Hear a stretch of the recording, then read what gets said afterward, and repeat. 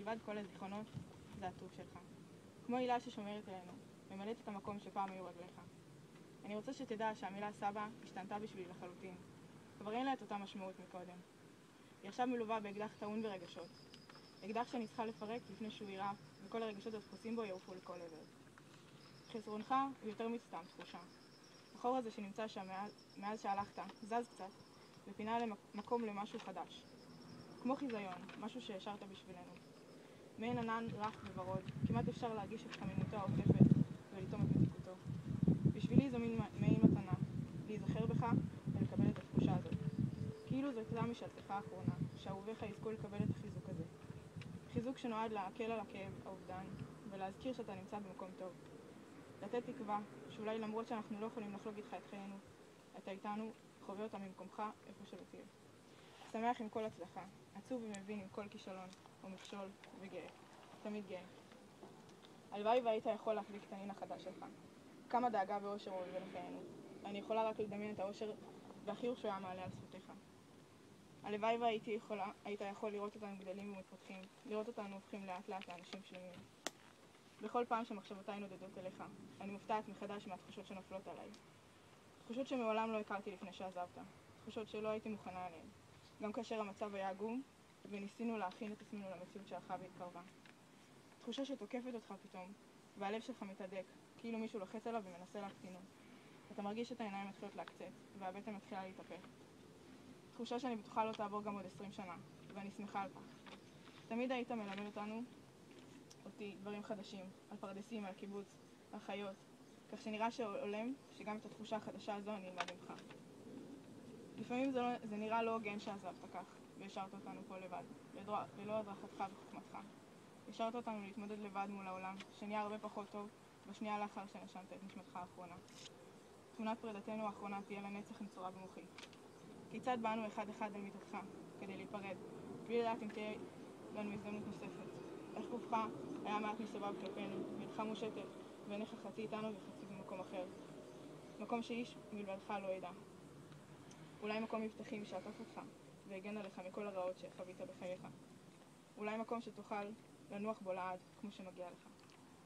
אין דבר שאני גאה בו יותר, מאשר להגיד שאני הנכדה שלך.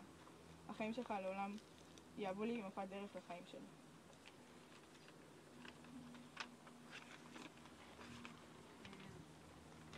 סבא, היום יום ההסכמה שלך. יצא לי לחשוב עליך הרבה בשבועות האחרונים. אם זה היה ביום השואה שהזכרתי בכל מה שעבר עליך, בגבורה שלך, בסיפורים שלך, והזכרתי שאתה כבר לא בוא לספר אותם. או ביום השנה שסתם הזכרתי בכל מדבר שהיית עושה ושעשינו ביחד. עכשיו זה כבר שנה אחרי שהלכת, ועדיין קצת קשה להאמין. השתנו כל כך הרבה דברים. אני הספקתי לפגוש המון אנשים חדשים, לעלות לקו, לרדת לקו, לעלות שוב, השתחררתי, התחלתי לעבוד. ציל ילדה את לוי יהודה, שיר כבר בסוף התואר, פירן השתחררה, עמית התגייסה, ונועם ומעיין מצליחות לא רע בבית ספר. אבל אתה לא היית שם כדי לראות את הכל בעצמך. היה לי מאוד קשה להתרגל לזה, כשנוסעים למגידו, אומרים שנוסעים לסבא וסבתא, אלא רק לסבתא. אני עדיין לא לגמרי רגילה לזה. היית חלק גדול בחיים של כל הנכדים, גם אם לא תמיד זה נראה ככה. אני, ואני בטוחה שכולם, עדיין מתגעגעים אליך ולעולם לא נשכח אותך. אבל החיים ממשיכים, ואני בטוחה שתשמח לשמוע שכולנו בסדר, וכולנו נצטרכנו להמשיך. ואנחנו גם דואגים לסבתא, אתה לא צריך לדאוג. אני מקווה שבאיזשהו מקום אתה רואה את זה, ואתה גאה בנו על הכל.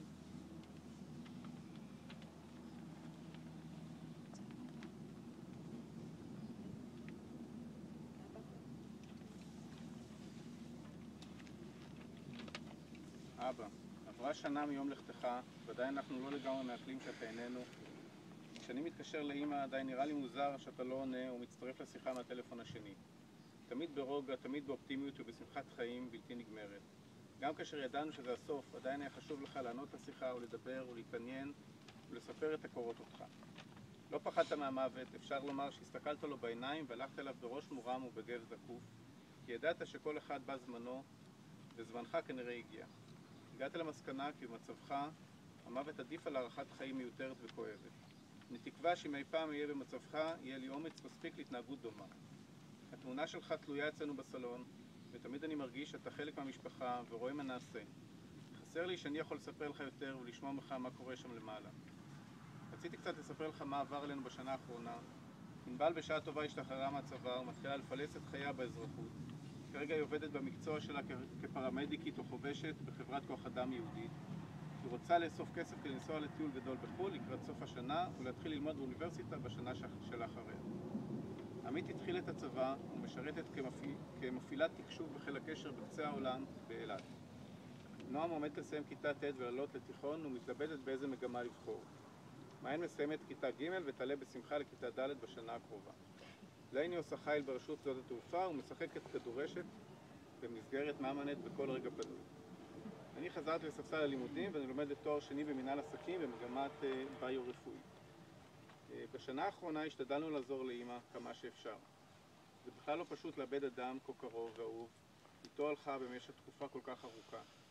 אמא בהחלט עמדה בכך בגבורה, התחילה לנסוע לגילור פעם בשבוע. פעם בשבועיים באה אלינו למזכרת בתיה לעשות את השבת כאשר רמי נוסע לפורטונה, אמא של רונית. ממש לאחרונה נחתה לאמא מכה חדשה, כאשר עיניה נפטרה ונותרה בודדה ואחרונה מדור ההורים ממשפחתנו במגידו.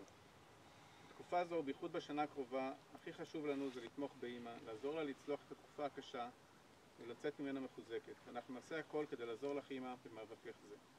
אוהב ומתגעגע.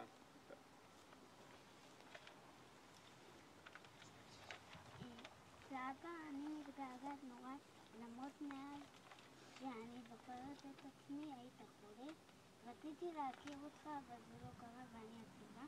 כולם מספרים עליך, אבל אני לא עשיתי את זה, אבל אתה בתוך הלב שלי. מאז שהלכת, עליתי לכיתה ג', אוהבת ומתגעגעת חיים.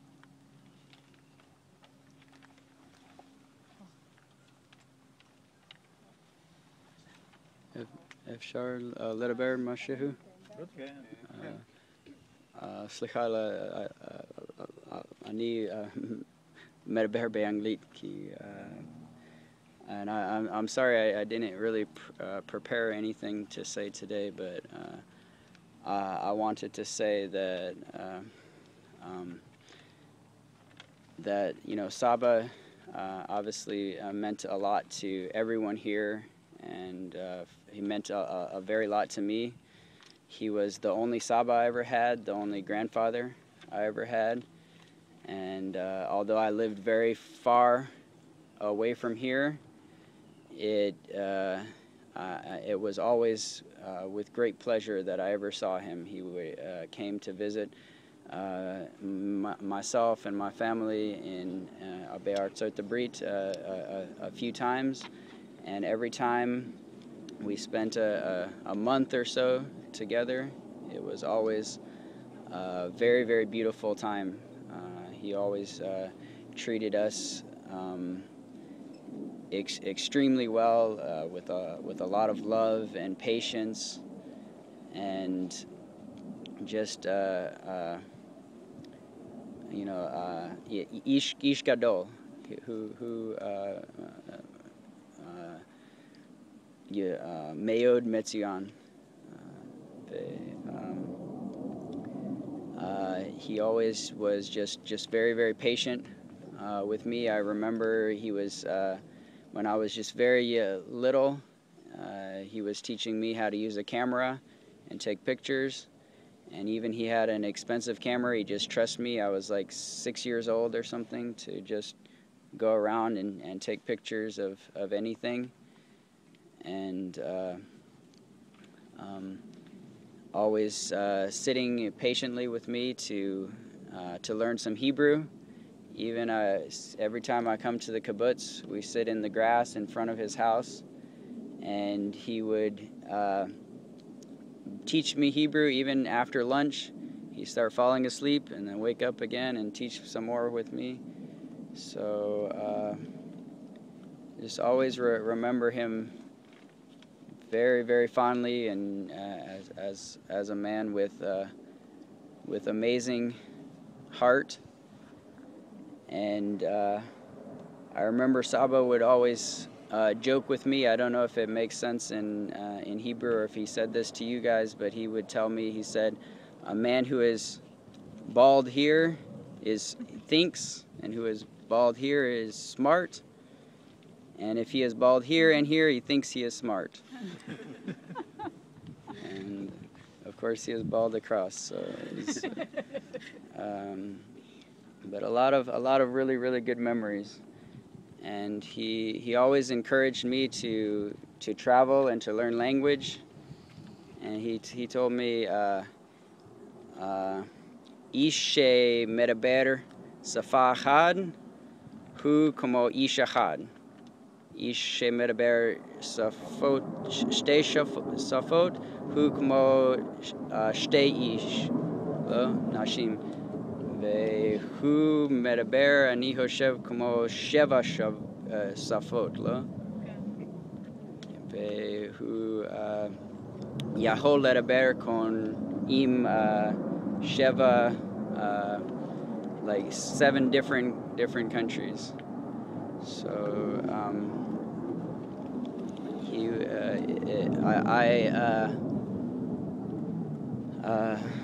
אני חושב שתמיד אין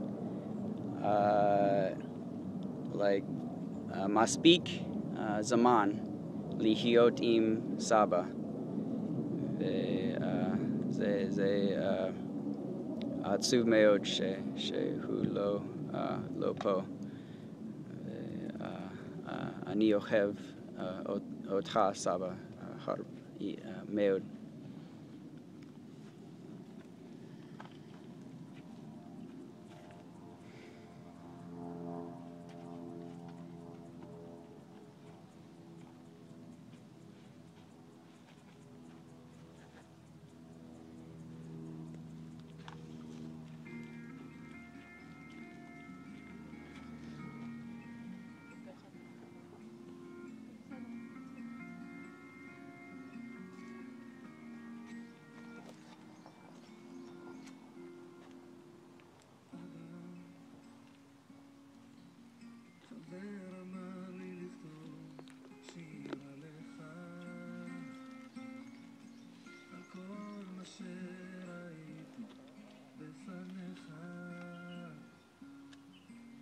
שלווה ללא מילים, הניחוחות והצלילים, הכל היה כל כך יפה בעיניך.